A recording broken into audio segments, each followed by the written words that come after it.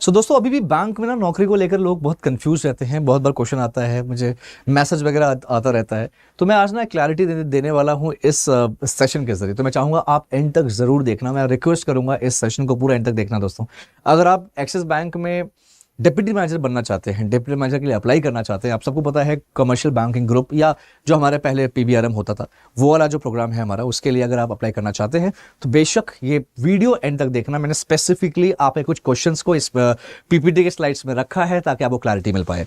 Alright, तो थोड़ा सा लग रहा है कि स्पीड तेज है, स्पीड धीरे है, तो आप अपना स्पीड 1.25x 1.5x कर सकते हैं।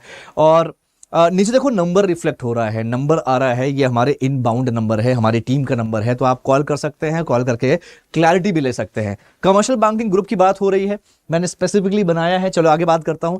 दोस्तों यहां पे सबसे पहले बात करेंगे कौन कौन अप्लाई कर सकता है, एलिजिबल कौन है। कि अगर आपने कहीं भी काम किया है, 6 महीने का एक्सपीरियंस है, समझना 6 महीने का एक्सपीरियंस है, लेकिन पोस्ट ग्रेजुएशन है।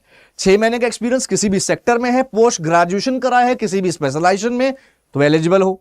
राइट, उसके बाद अगर आपके पास पोस्ट ग्रेजुएशन नहीं है, ग्रेजुएशन करा है किसी भी स्पेशलाइजेशन में, तो 1 साल का एक्सपीरियंस मांगा है इसमें। किसी भी 1 साल का एक्सपीरियंस किसी भी सेक्टर में होना चाहिए। राइट, समझ में आ गया।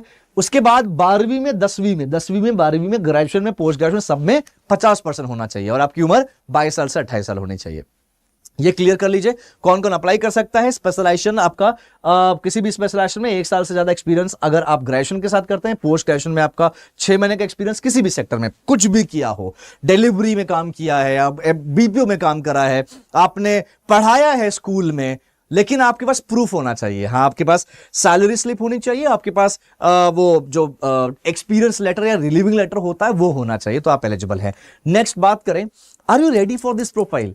अगर आप यहां पे इस बात को हम करते हैं, कमर्शियल बैंकिंग ग्रुप में डिप्टी मैनेजर है, आप बनोगे, आप रिलेशनशिप मैनेजर रहोगे। क्या रहोगे? आरएम रहोगे आप, रिलेशनशिप मैनेजर। मैं एक बात क्लियर करना चाहूंगा, बैंक में आप किसी भी प्रोफाइल पे काम करो, आपको सेल्स करना ही करना है। यहां पे प्रेशर हैंडल अगर आप कर सकते हो, आप सेल्स कर सकते हो, आपको ये सेल्स का ही रोल है प्रॉपर। आप टारगेट आपको दिया जाएगा, ये 3 चीज बहुत इंपॉर्टेंट है। अगर ये 3 चीज मैनेज कर सकते हैं तो ये सेशन आपके लिए है, एंड तक देखना। और ये प्रोग्राम आपके लिए है डिप्टी मैनेजर एक्सिस बैंक में, बहुत अच्छा मौका है। चलिए बात करते हैं आगे। दोस्तों मैं पहली बार आप मुझे देख रहे होगे, पीपीटी में एक बाय स्टेप पढ़ा रहा हूं, बता रहा हूं, जरूरी है आपकी जो कंफ्यूजन है वो दूर होने चाहिए।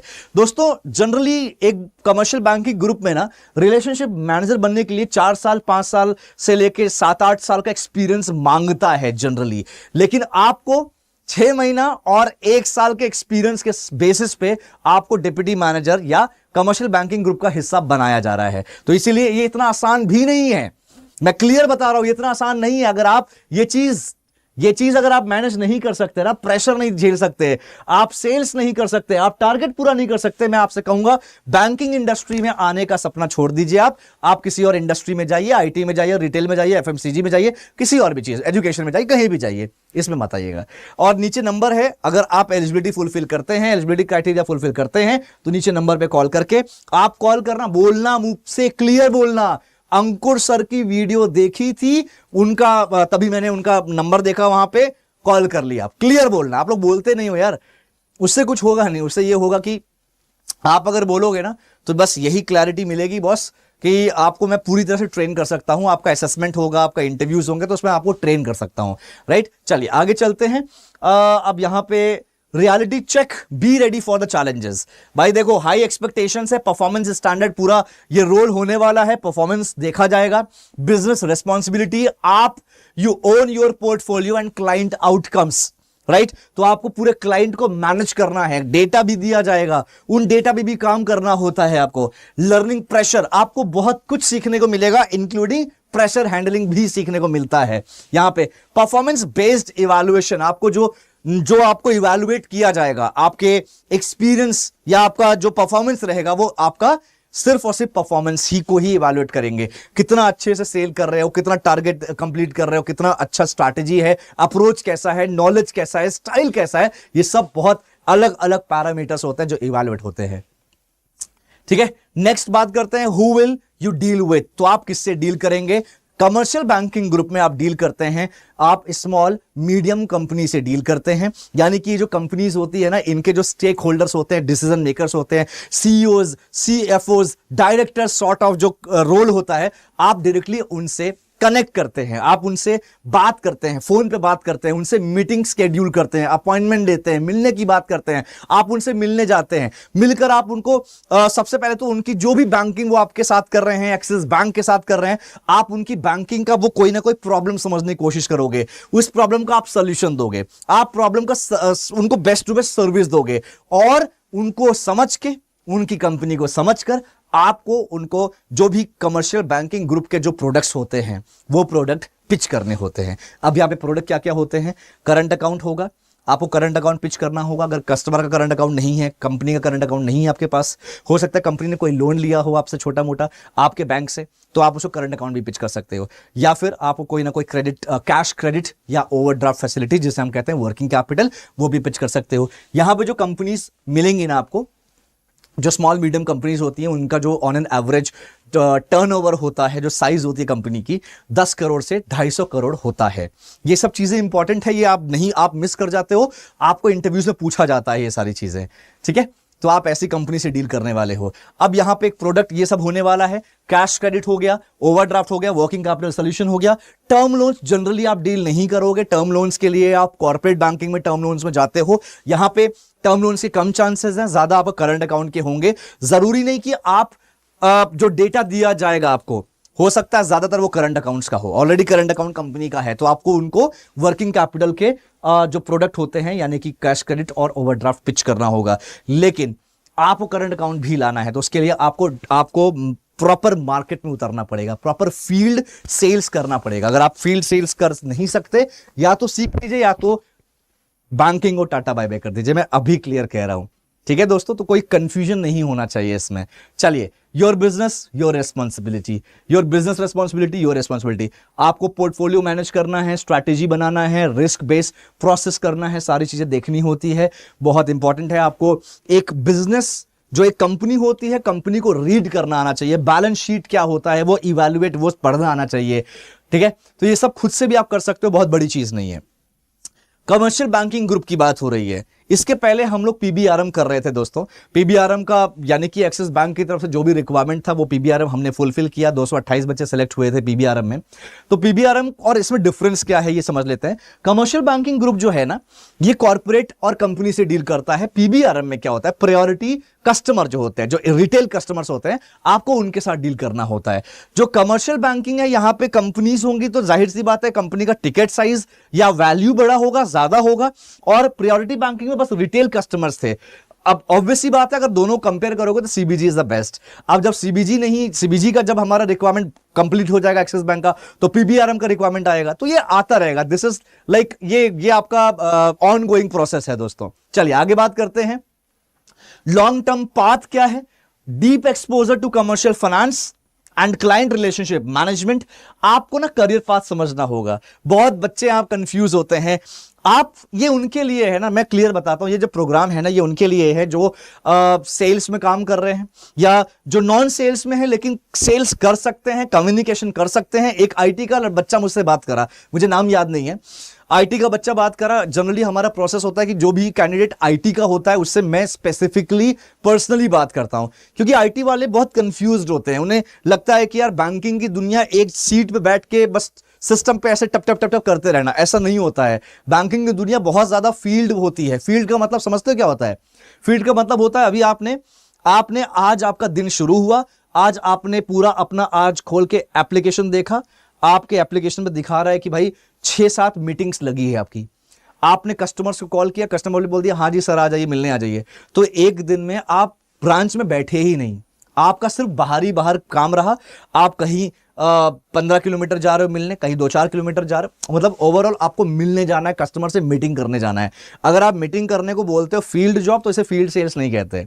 आपको कस्टमर से मिलने जाना होता है, यह काम करना होगा। हाँ, इसके अलावा अगर आपको बोल दिया जाए कि आप फील्ड से जाके, मार्केट से जाके नया डेटा लेकर आओ, तो वो जब नया डेटा लेकर आना होगा कब बाहर से डेटा लाना है, कंपनी डेटा जब नहीं देगी, जब आपको बाहर से डेटा लाना है, तब आपको, उसे हम कहेंगे field job, field sales, right, वो फील्ड सेल्स। तो यहां पे आपको फील्ड सेल्स भी करना है, आपको डेटा मिलेगा। देखो ये जो काम आप कर रहे हो ना, ये ब्रांच मैनेजर भी यही करता है, बस ब्रांच मैनेजर इससे और एडवांस वर्जन करता है, अपडेटेड वर्जन करता है। वो ब्रांच भी देखता है और ब्रांच का पूरा काम भी देखता है, ट्रेनिंग भी देखता है, ऑडिट भी देखता है, सेल्स भी देखता है। ब्रांच मैनेजर का 70% जो सेल्स होता है ना, टारगेट होता है, वो सेल्स का ही होता है, ठीक है।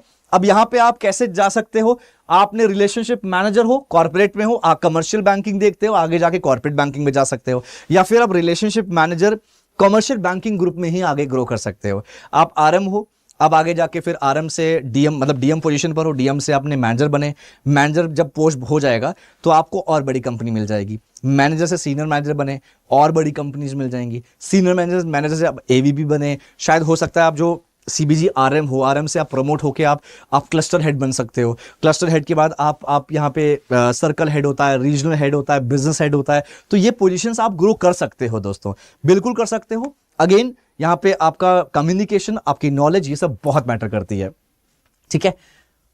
अब आगे बात करते हैं। यहाँ पे ये मैंने बहुत बार बताया है आपको, रिलेशनशिप मैनेजर है, डिप्टी मैनेजर बन गए, मैनेजर बन गए, सीनियर मैनेजर बन गए, फिर वहाँ पे एवीपी लेवल पे आ गए।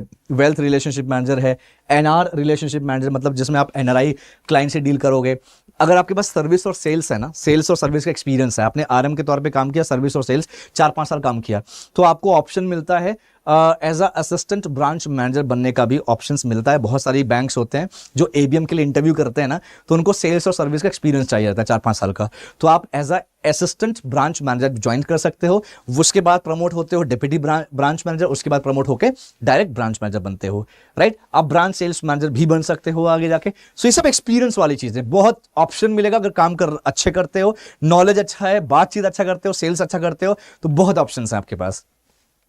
सबसे बड़ा सवाल यहाँ पे जो बच्चों का आता है ना, अगर टारगेट पूरा नहीं हुआ तो क्या होगा। बच्चे बोलते हैं सर टारगेट पूरा नहीं हुआ तो क्या निकाल देंगे।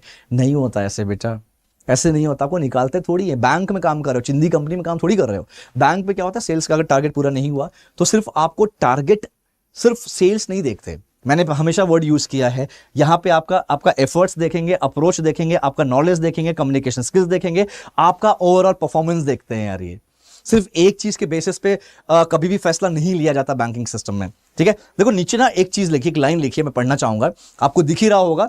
Performance is judged professionally and Fairlie, not blindly by numbers alone, right. सिर्फ नंबर्स पे ही, नंबर्स तो खेल है ही, लेकिन जब ये बात आती है इस बात की कि आपको प्रेशर दिया जाए, तो इस बात की जब आती है ना, तब बॉस ये सारी चीजें देखी जाती है। सिर्फ नंबर नहीं, बहुत कुछ देखते हैं, राइट।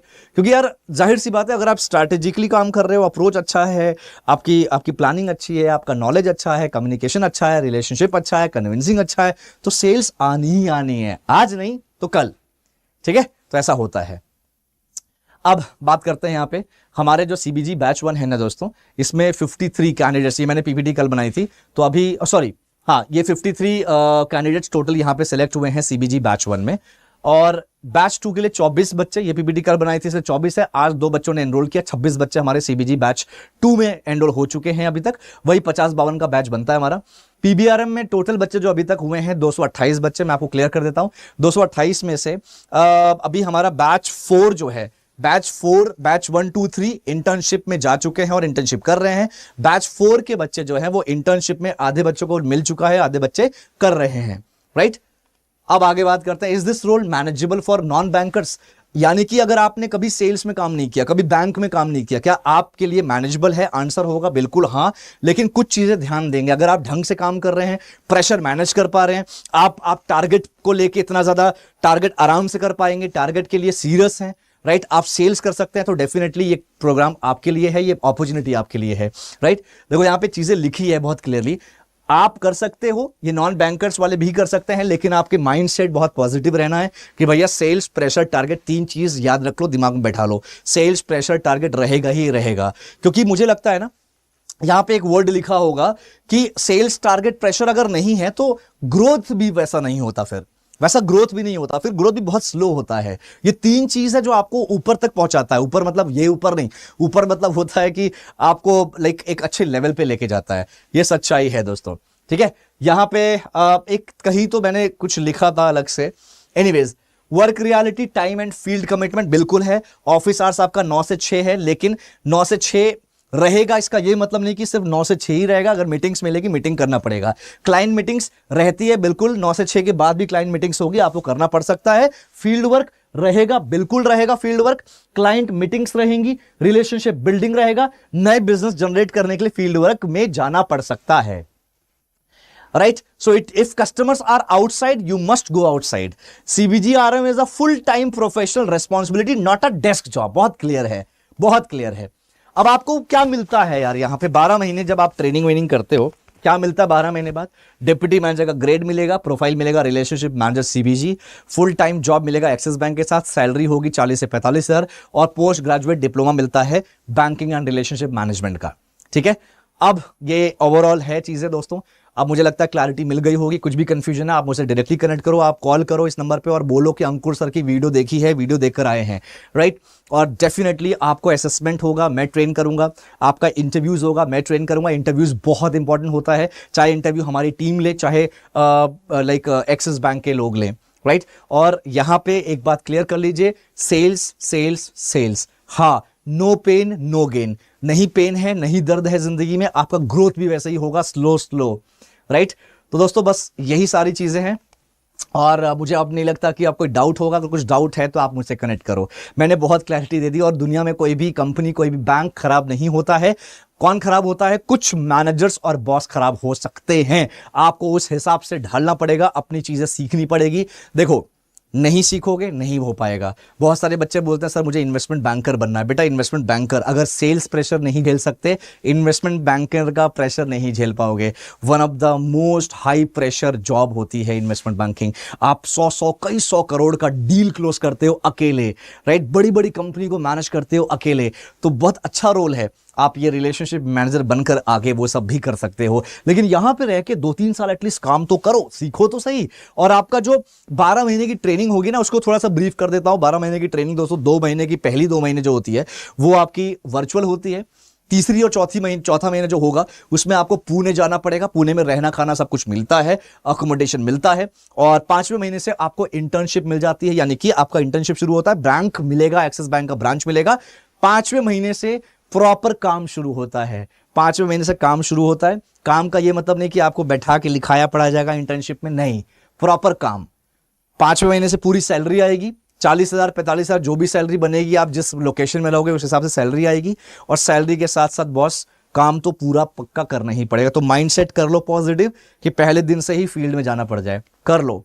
मैं अभी भी कह रहा हूं, कोई जोर जबरदस्ती नहीं है यार, आपको कोई फोर्स नहीं करता। आपको नहीं कर सकते ये सब काम, आप कुछ और देख लो। लेकिन इस बात की भी गारंटी है कि कुछ और देखने जाओगे तो वही 14 15 16 18 हजार की जॉब मिलेगी, और 40,000 तक आते आते स्ट्रगलिंग काफी ज्यादा हो जाएगी और टाइम भी लग जाता है। यही रियलिटी है। But again, no force at all, it's totally your call. Do your research. अगर लगे, समझ में आए, तो definitely you will be a part of this organisation.